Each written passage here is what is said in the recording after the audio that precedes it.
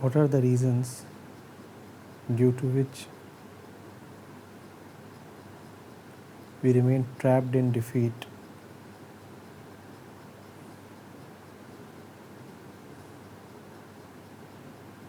We continue with our irregularities, knowing fully well that we are not doing justice to ourselves.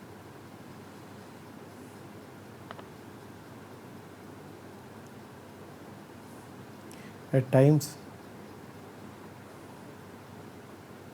there is a strong feeling to do better, but this feeling or commitment does not last.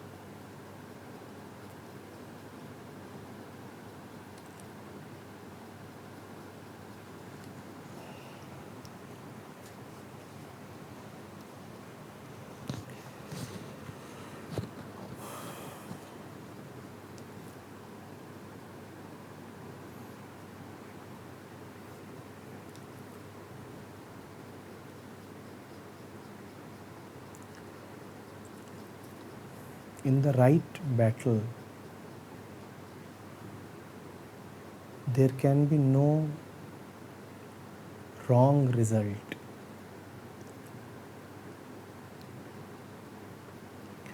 Defeat is possible only when one is fighting the wrong battle.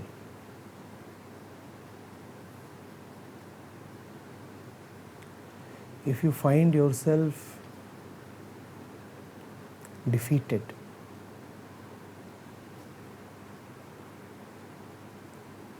and defeated regularly, just know that you have picked up a battle that you should never have been fighting in the first place.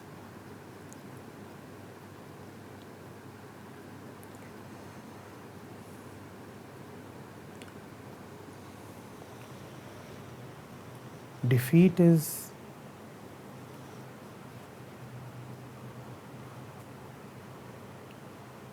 hardly ever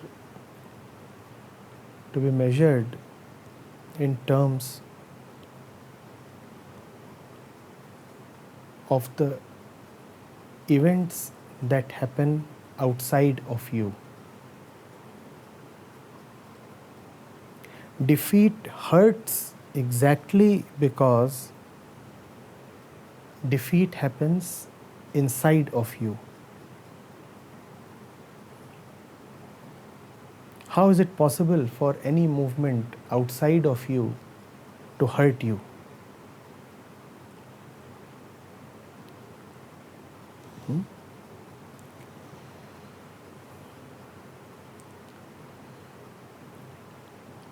That is the reason Kabir had to say, मन के हारे हार है, मन के जीते जीत.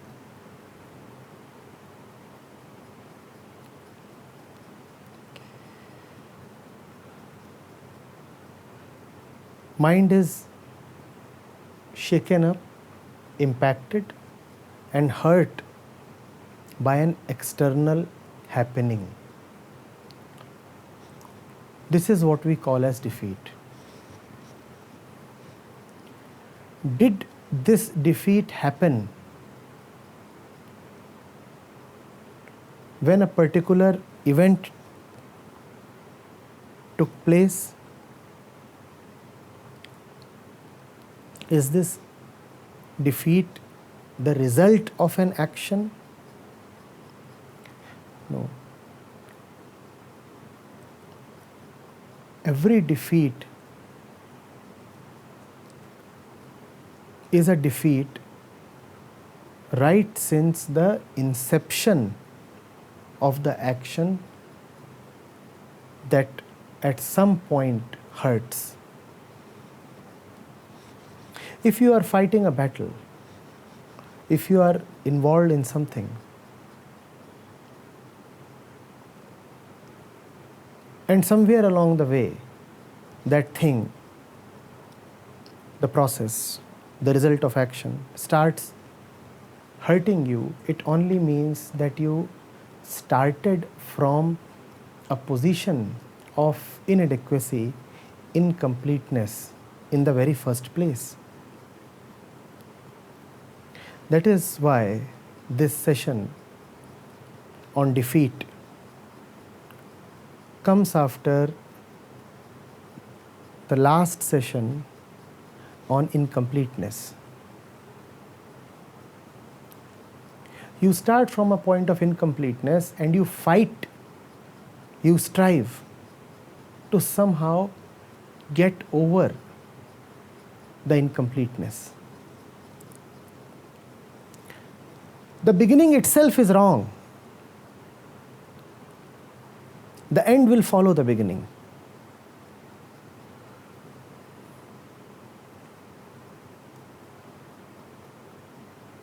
When you have begun wrongly, the process cannot correct the beginning.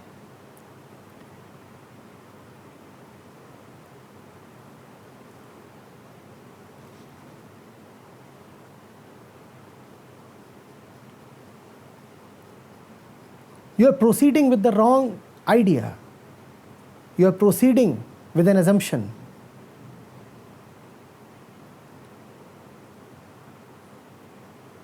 You're driving from the wrong place with the wrong map. Now, even if the process of driving is immaculate, yet it would not help.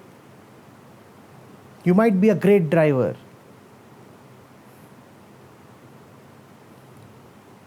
but if you do not know where you are coming from and to where you are going, then your driving skills will only take you quicker to the wrong place.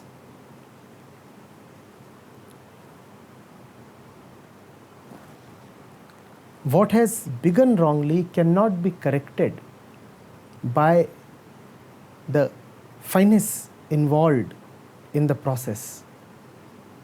Since it has begun wrongly, it will lead to more despair.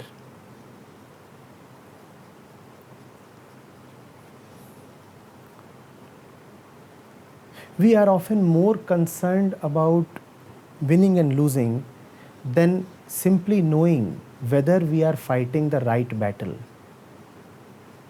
If you are fighting the wrong battle and you win, is it not worse than losing? What is a wrong battle? A wrong battle is one that is needless, just as incompleteness is that which is needless. It is unnecessarily there. It need not be there. It has no utility. It has really no existence. Even if it is not there, there would be peace. In fact, only if it is not there, there would be peace.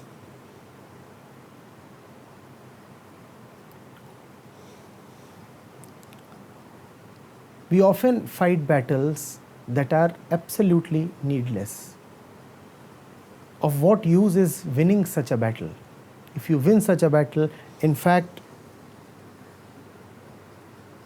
you may continue along your ways, consoling yourself with the victory.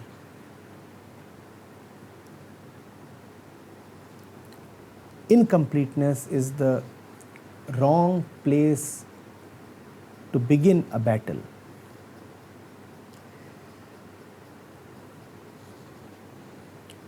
One suffers from an inferiority complex, and because of that, one wants to conquer the world. One may want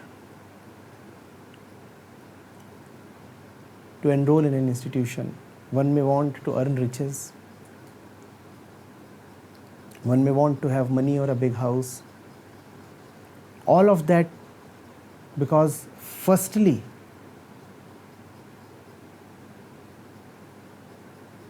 one felt bad about his condition. And one feels bad about his condition only when he strongly identifies with his condition.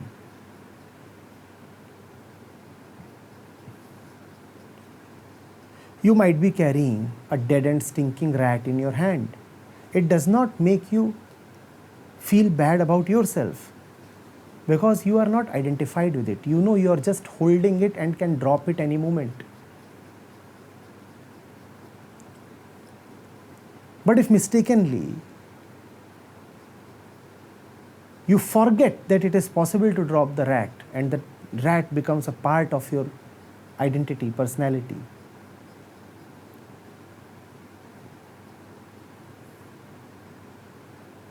then you will be in trouble.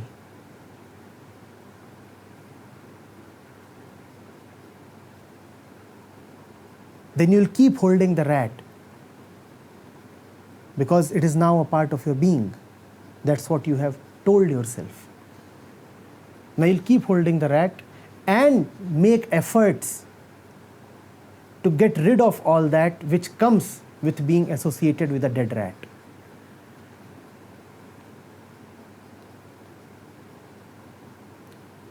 Your efforts are fundamentally misplaced. You should have not proceeded with the efforts at all. In fact, by proceeding with your efforts, you are only assuring yourself that your assumption about yourself had some substance.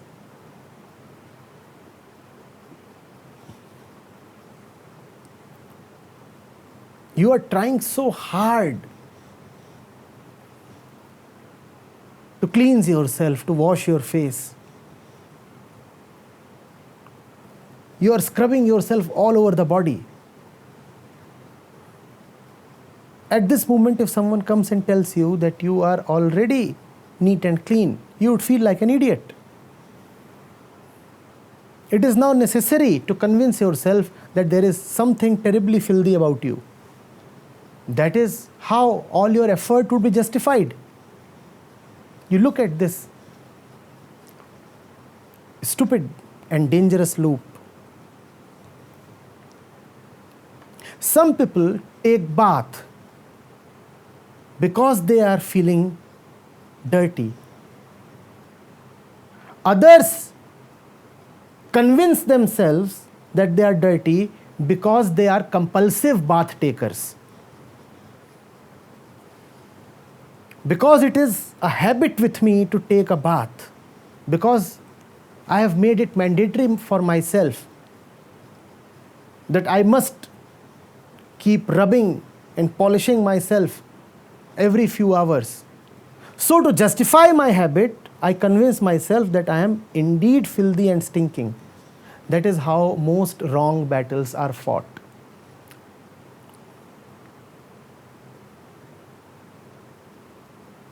Because you must fight. Because fighting and conflict has become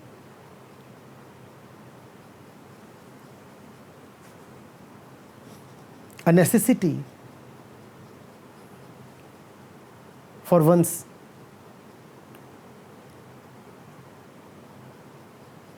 mind. One justifies himself by saying that the war is needed. The mind is like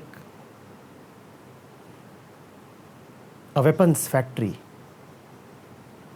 To continue with its output, it needs wars. Why else are you producing all the fighter jets and cannons and aircraft carriers? There must be war.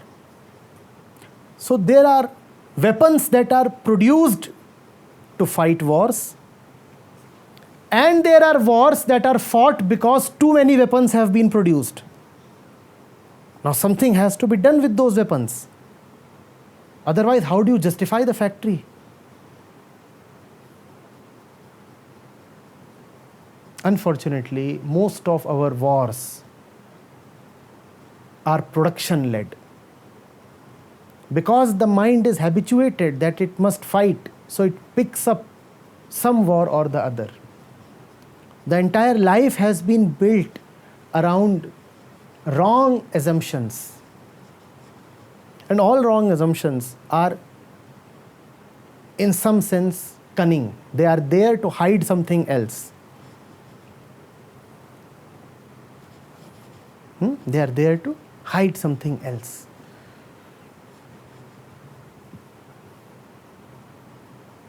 One might be in the business of weapons just because one is too lazy to learn something else. You won't accept that you are too lazy to move and learn. You would rather keep asserting that war is necessary. Are you getting it? If your self-image is that of a warrior, who am I? Someone who conquers enemies. Then you need wars. The enemy might not be a person necessarily. The enemy might be a situation. Any challenge is tantamount to a war.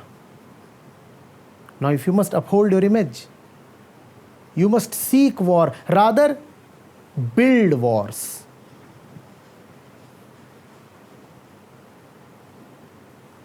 Are you getting it? Defeat is not the end of war. Defeat is not in the end of the war. Mostly defeat lies in the beginning of war.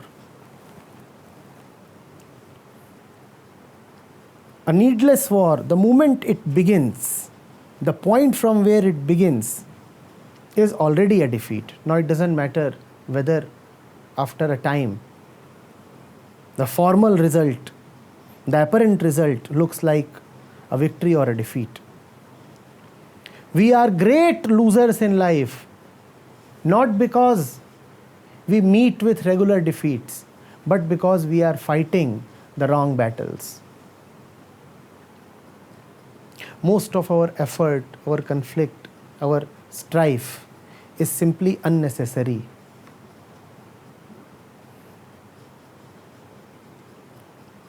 We did not have entered it.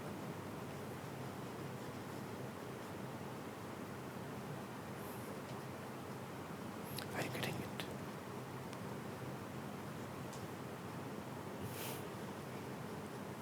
Man has only two options. Either see who you are and what you have and delight in it, simply feel grateful, or do not see who you are and what you have and keep wallowing in self-pity and incompleteness, and therefore keep picking unnecessary battles. The more you pick unnecessary battles, the more you will feel defeated. The more you will feel defeated, the more will be the urge to fight another unnecessary battle. It's a downward spiral. Once caught, you remain caught.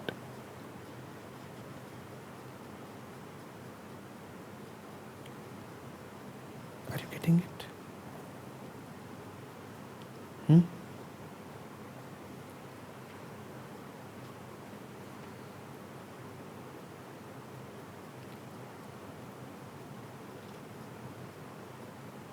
The question says,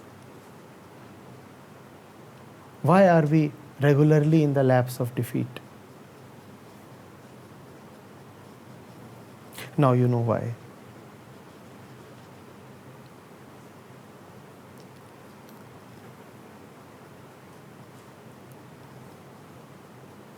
The question says, even if I become determined, the feeling or the commitment does not last. It is because the determination is for the wrong cause. You are determined to win, but you are not determined to abandon the war. You are determined to reach the wrong place at the right time. Would that help? You are going to attend a party and you are on the wrong road. You are proceeding in the opposite direction. And you are hurrying because you think you have only 20 minutes and 20 miles to cover. So you rush. And in 20 minutes, you indeed do cover 20 miles. But where have you reached? Where have you reached? The wrong place. Your determination did not really help you. In fact, your determination only hurried your downfall.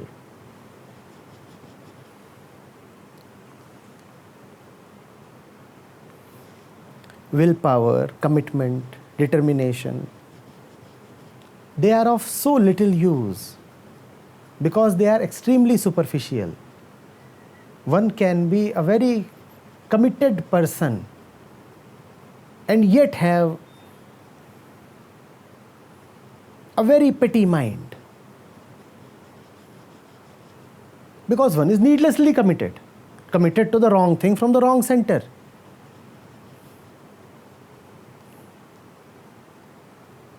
There are autocrats and dictators, and they have armies of committed soldiers. Commitment in itself is not at all any value.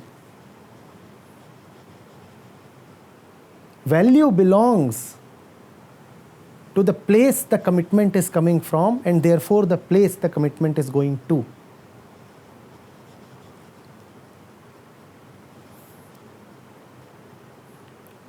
Same with discipline. One can be a very disciplined idiot. Discipline by itself is again no value.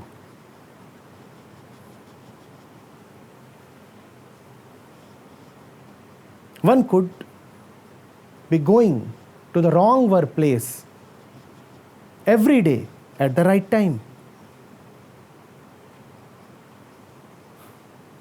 Of what use is such discipline?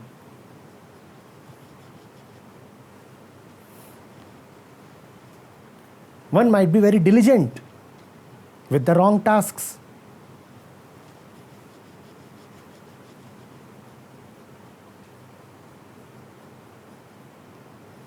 One might be very efficient in the most nonsensical of procedures. Of what value is efficiency? Efficiency or discipline or determination or commitment makes sense only when the fundamental has been taken care of. After you are devoted to the right thing from the right center, then comes the question of discipline, of remaining committed, of hard work, diligence, etc., etc.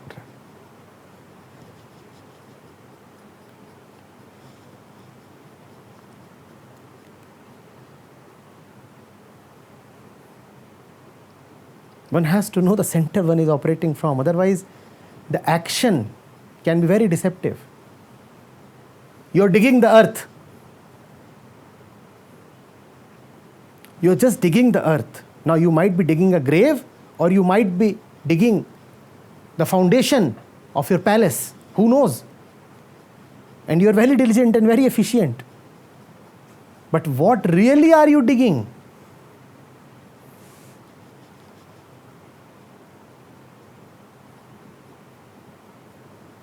Are you getting it? Why the lingering effects of defeats or so-called perceived defeats stay in our mind for a long time? How can we shed it away?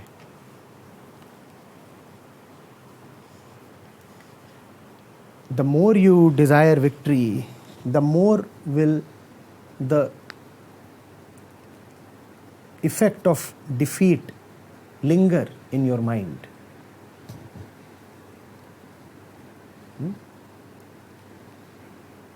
When you are fighting from the right place for the right cause, then comes a point when victory and defeat become inseparable.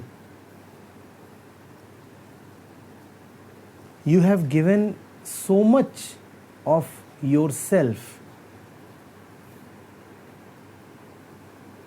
to the great cause that now there remains nothing, nobody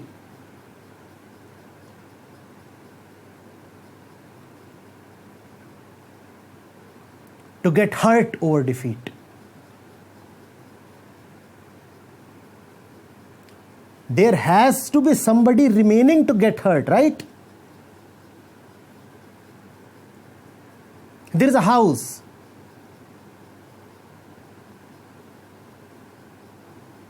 And the people in the house are warriors.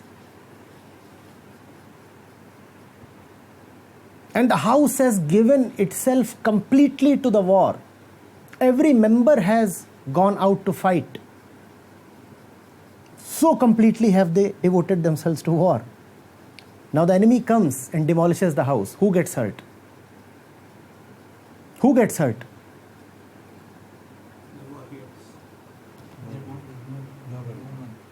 They are not there. They have given themselves totally to the... So nobody gets hurt. When you have devoted yourself, your ego, totally to your cause, now where is the remainder? Now who is left to get hurt? Now victory and defeat, therefore, look, sound and taste so much the same. And you know what is their taste? They have no taste. After you have won a really bloody and deeply fought out war, there is nobody left to rejoice. Who would rejoice? You have given everything that you had. Now who would rejoice? Not even a trace of ego is left. Not even a trace of yourself is left. Who is left to rejoice? You cannot rejoice after real victory. Similarly, after real defeat, you can neither complain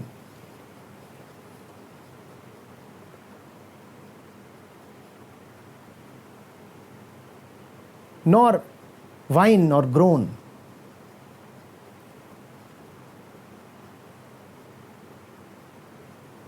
There is nobody left to feel the hurt.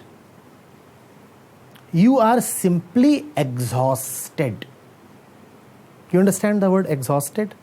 To be exhausted means to be empty, finished off. Now everything is gone. How can I be melancholy? Because there is nobody left to be melancholy.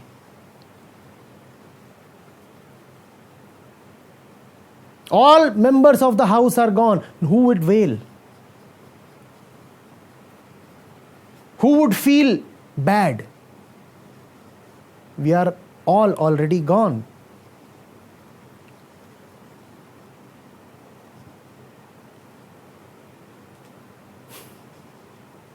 Exhausted. All you can do is now sleep.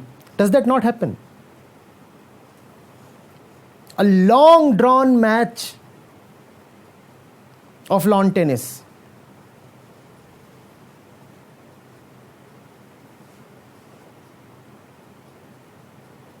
A 5-setter drawn over 5 hours. With the last set proceeding to 15 games. The enemy is formidable. The opponent is formidable. And you win, and he loses. What do you do after winning? You crash. Don't even rest. You crash because you are exhausted? Or do you throw a party? Do you go about claiming that you are a winner?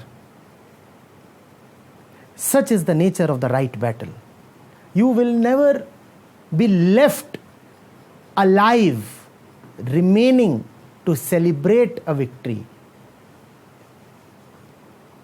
That is one of the reasons why so many epic tales, heroic tales of war and victory end with the death of the protagonist, the hero. The war is won, but the hero is gone. Oh captain, my captain, the war you fought is won.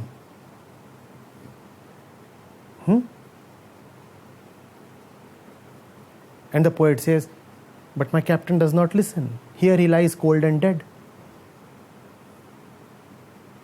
The crowds on the shore are rejoicing, but the captain is dead. The captain had to be dead because the war is real. When the war is real, it will consume you. You must not be left alive at the end of the war. Otherwise, it's a disrespect to the war. You didn't offer it everything.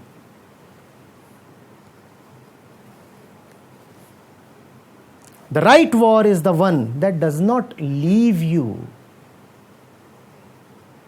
with anything. Probably not even with your life.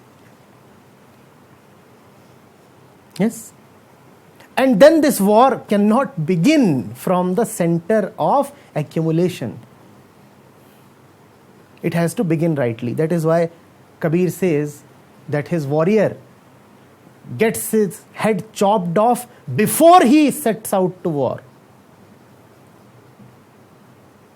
He does not get his head chopped off in the war. He has to begin rightly. So he says, there can be no greed.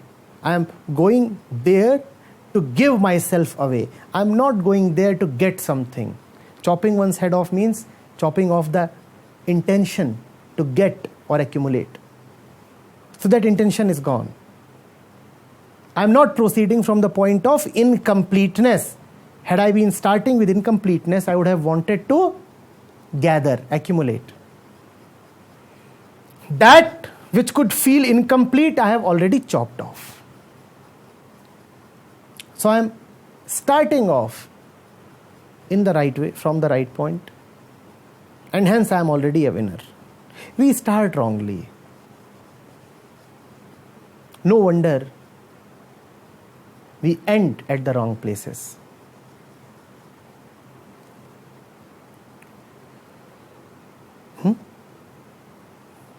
You are either a winner right at the outset of the war, or you remain a perpetual and terrible loser.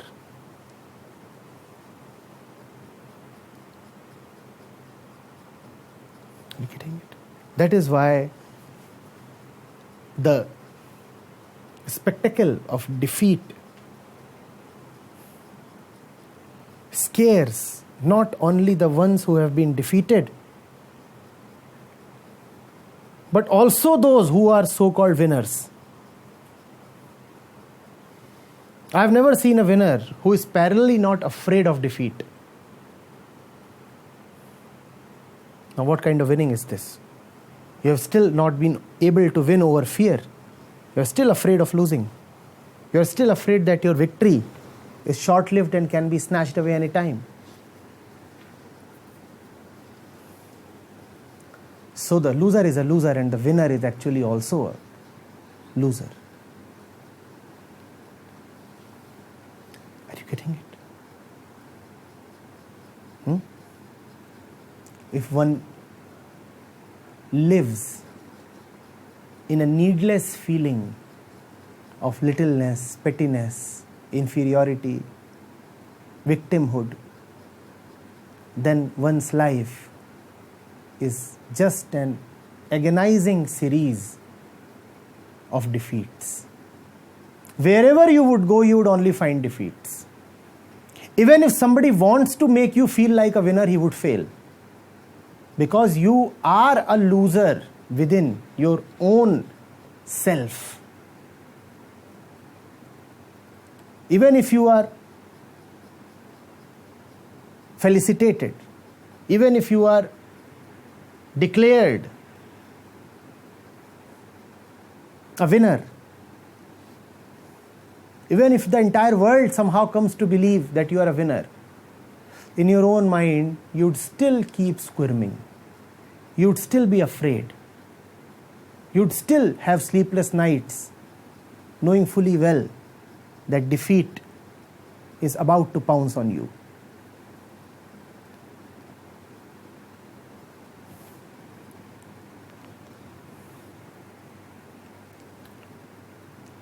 Are you getting it?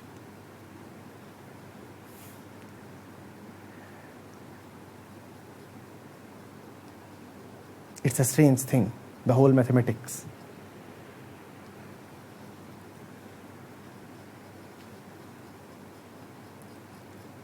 In real victory, victory is the same as defeat.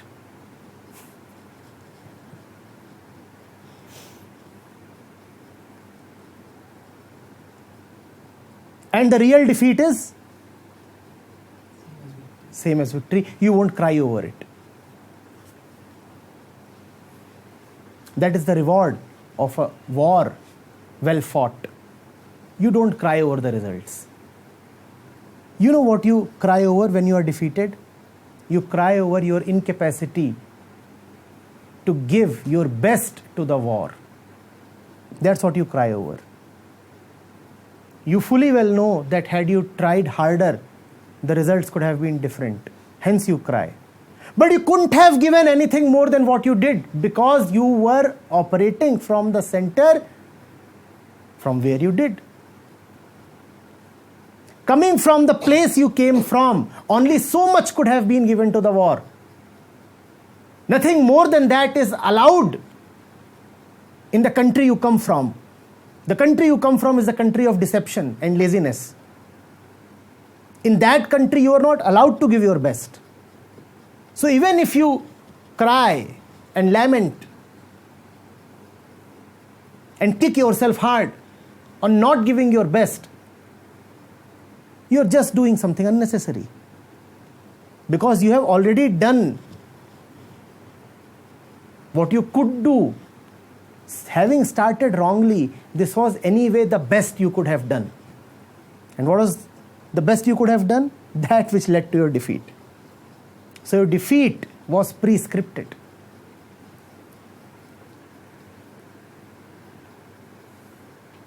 You cry because there was still energy left. You cry because there was still some possibility left. And it went a-begging. It went unutilized. In the real defeat, everything that you have has been offered, sacrificed, surrendered. Now what is the point in crying?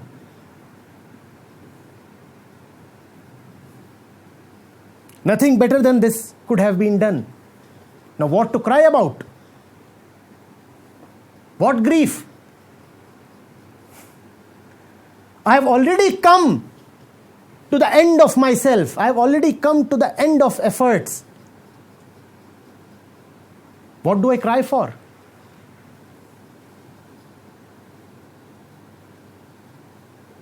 Isn't that beautiful? You are fighting a war that cannot result in a defeat.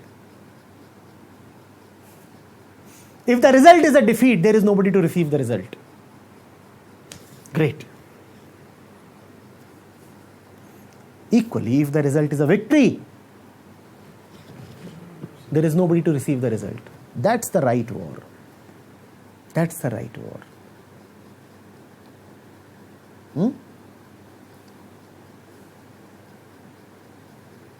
Fight for the right cause and let it consume you fully.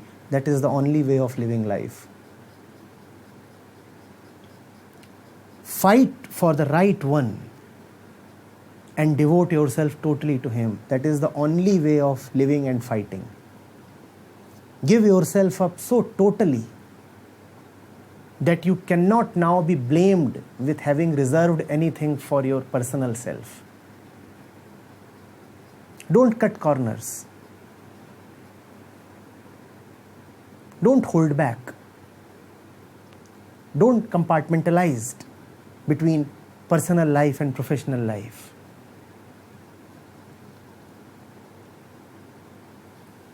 Devote the last ounce of yourself, your energy, your flesh, everything. That is the only way to ensure that you never are defeated.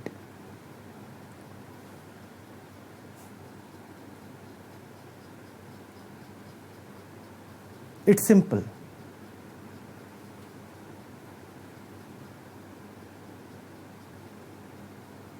Death will be with my defeat. Defeat will happen with my death. So who will be left to grieve over defeat?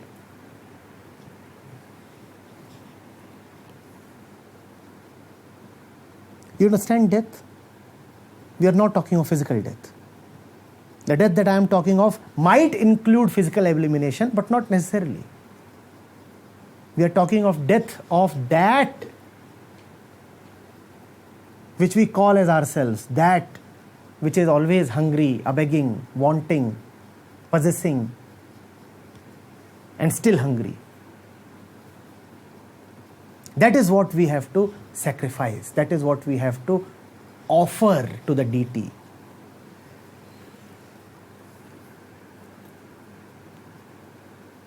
In coming to you,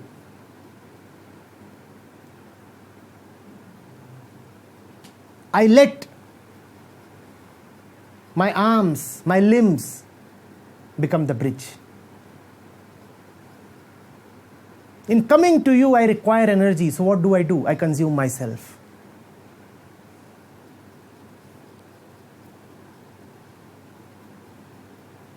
In coming to you,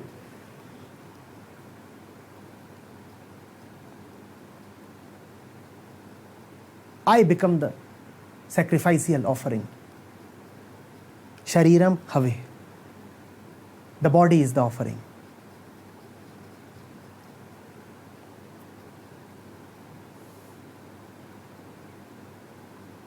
You have exactly as much fuel as is needed to reach your destination. When you spend the last drop, that is exactly the point when you reach the destination. And you have exactly as many breaths as are needed to reach the destination. When you take your last breath, that should also be the moment when you have reached the destination.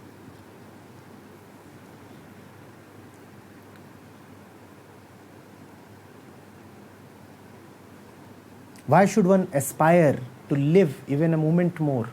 What would you do with that? The destination has arrived. What is the purpose of continuing now? Use everything. Use everything that you have. Then victory and defeat become meaningless words. Fight so hard, play so hard, that the result must not matter.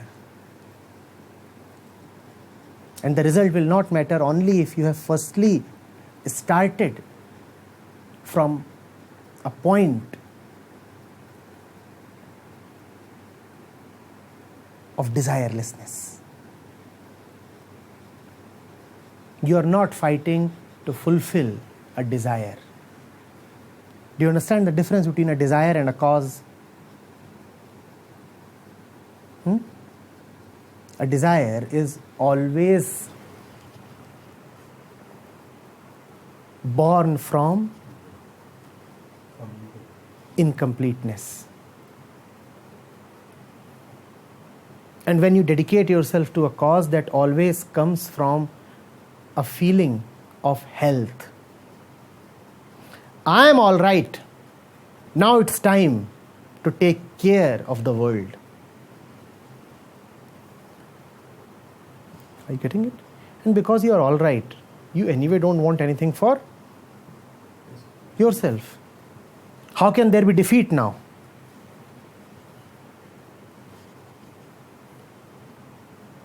If there is victory, victory belongs to the cause.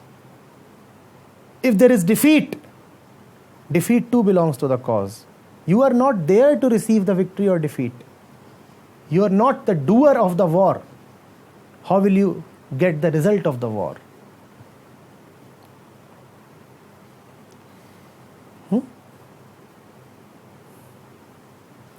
The result is devoted to the cause. And the cause must be so grand, so large, that it must be able to absorb all victories and defeats. It must be able to withstand.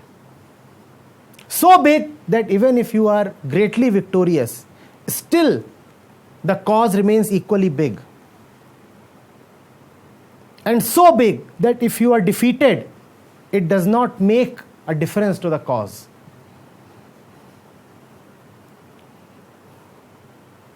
The cause still withstands.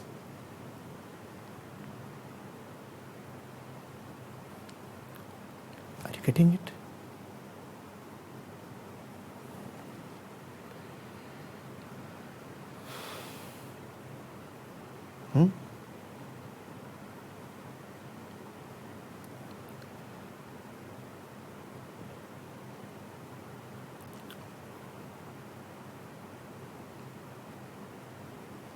Please don't fight petty battles.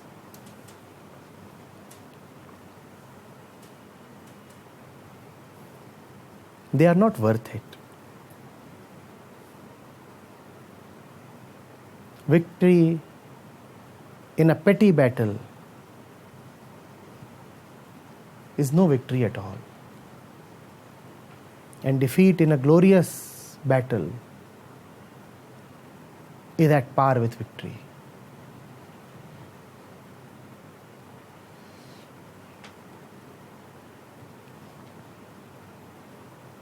Don't be so particular about winning and losing. Be much more particular about the battle that you have chosen. Yes. My understanding is that the right battle is the one fought not for self but for others. Is my understanding right? Please elaborate more on right battles. Is it so that most of the battles we fight day to day are wrong battles? You may fight for others, but who are these others? Do you fight for every other? You feed your own cat.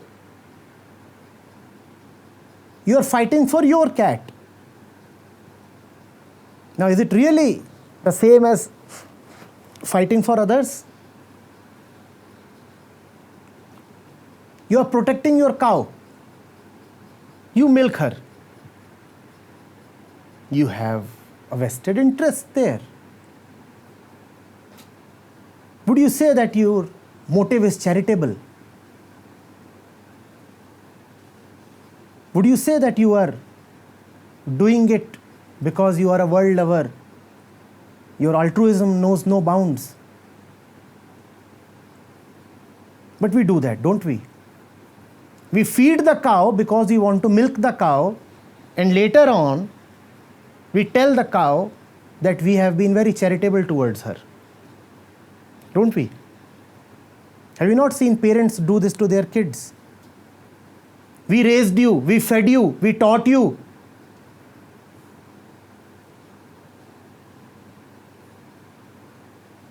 You can visualize the same being done to a cow.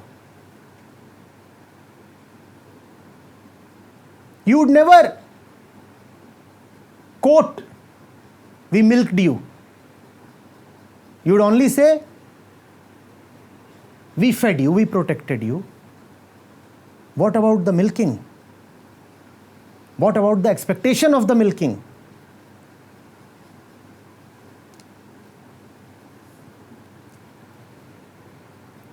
If one is really doing something genuinely for others, there are no conditions attached. There never are any fine prints. Neither are there conditions attached in the beginning, nor are there conditions attached in the action. You'll be prepared to do anything, and anything means anything.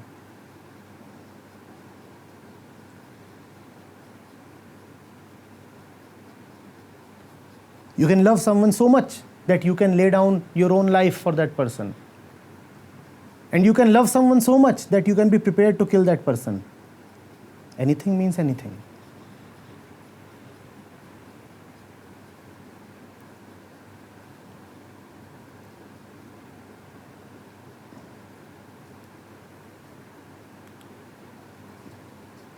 Kindly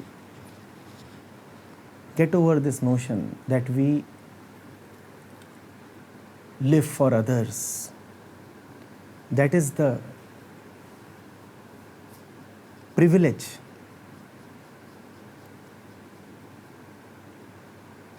granted only to a Buddha.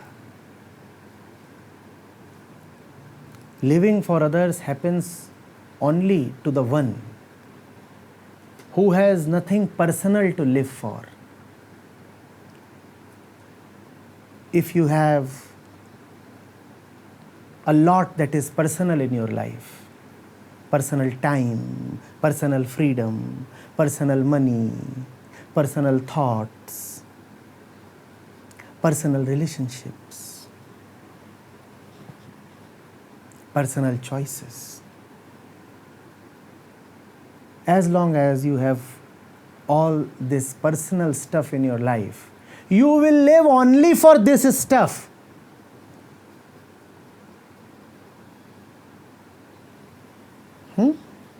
You have a personal family.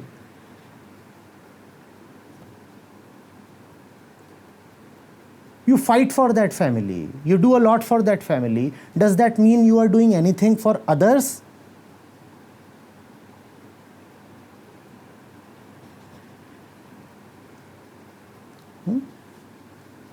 Your self-interest, your conditioning is related to the ones you are striving for.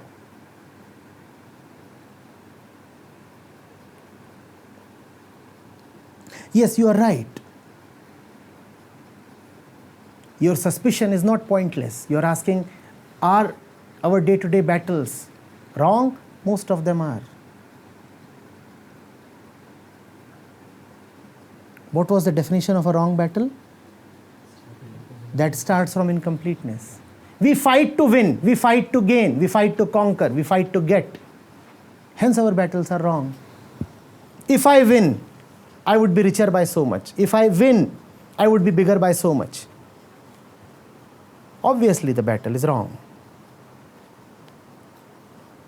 Equally, parallelly, without any change in the intention, it can be said, if I win, my daughter would be bigger by so much. If I win, my son would be richer by so much.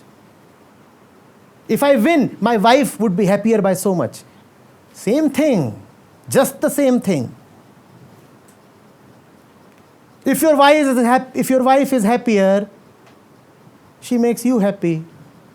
Ultimately, you are trying for your own personal self. If your son is richer, you feel that the riches would, or at least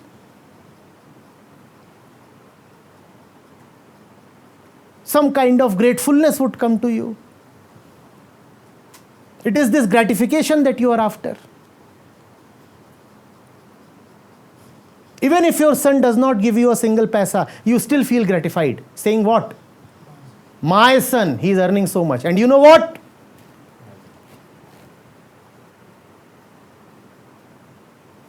I am independent enough to not accept a single paisa from him. That is the tradition of our honored clan. We raise sons, but we don't demand anything from them.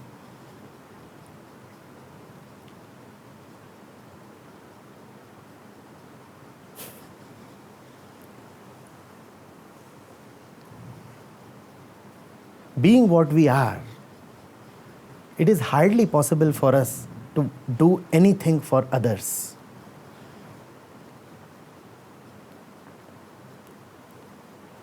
Let us never weigh the other down with stories of our unconditional help or love. That does not happen with us. We are trying to make the other feel guilty for something he has never done, and we are trying to make ourselves feel inflated, superior for something that we have never given. This is bad, simply bad.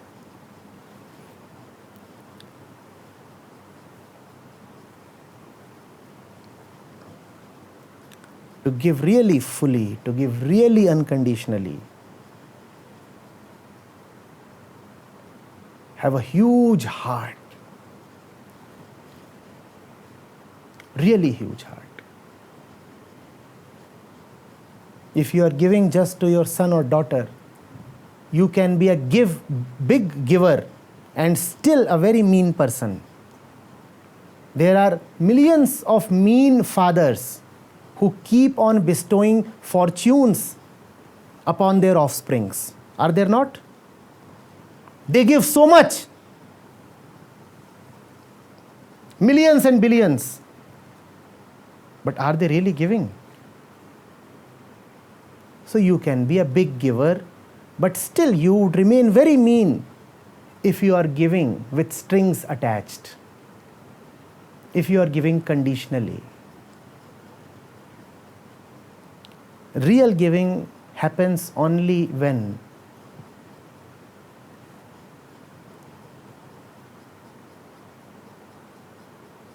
it is a joy for you to give. It is strange, please understand.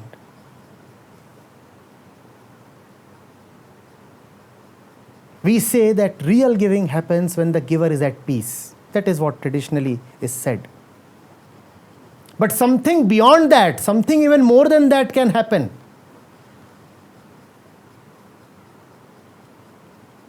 If you are really a true giver, you can even start feeling restless if you cannot give. It is not merely that you are so much in peace that you are giving. Even your own peace can get disturbed if you do not get to give. Hence, giving is a favor that you are getting from the one to whom you are giving. It has been a tradition in India that when you donate, you bow down to the one you are donating to.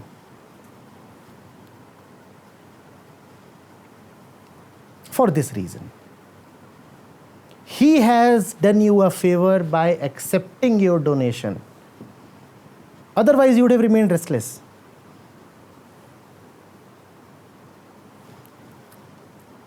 Rahim was not only a saint poet, he was a fairly well-to-do person. He was one of the 9 gems of Akbar's court. He had decent money. And it is said that once every year, he would give away most of what he had. And he would simply become free of possessions.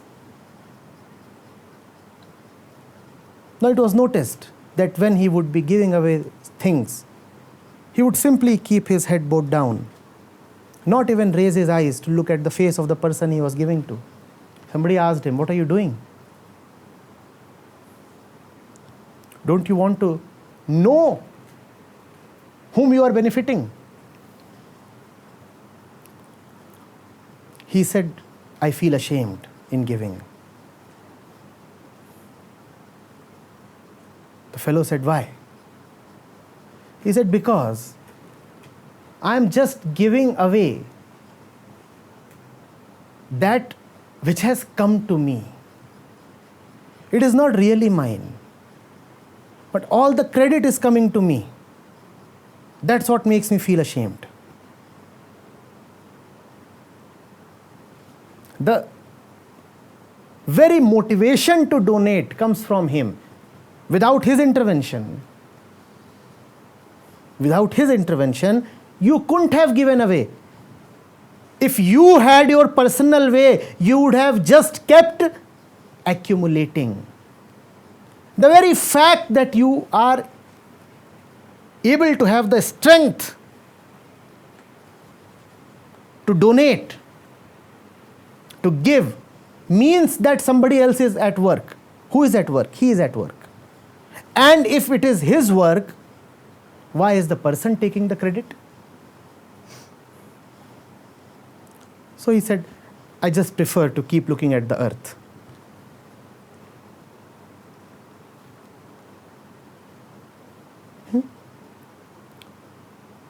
Only in your total inner fullness can you really give. Can you really do something for the other? And that is the right battle. The right battle says, I am all right, yet I am picking up a battle. That is very unknown in our life. When you feel all right, what do? You retire to your secluded sanctuary.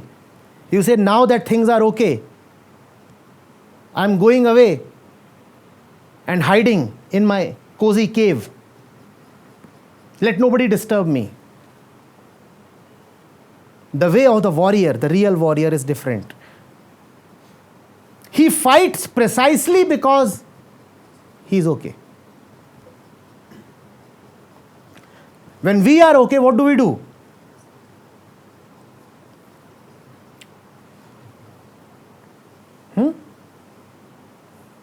When we are okay, then it's curtains. Pull the curtains. Switch on the AC. And put a board, do not disturb. I'm okay. Hence, do not disturb. The real warrior says, now that I am okay,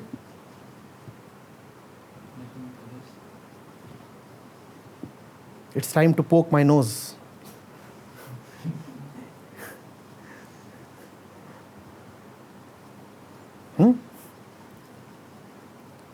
But before you poke your nose, chop off your head.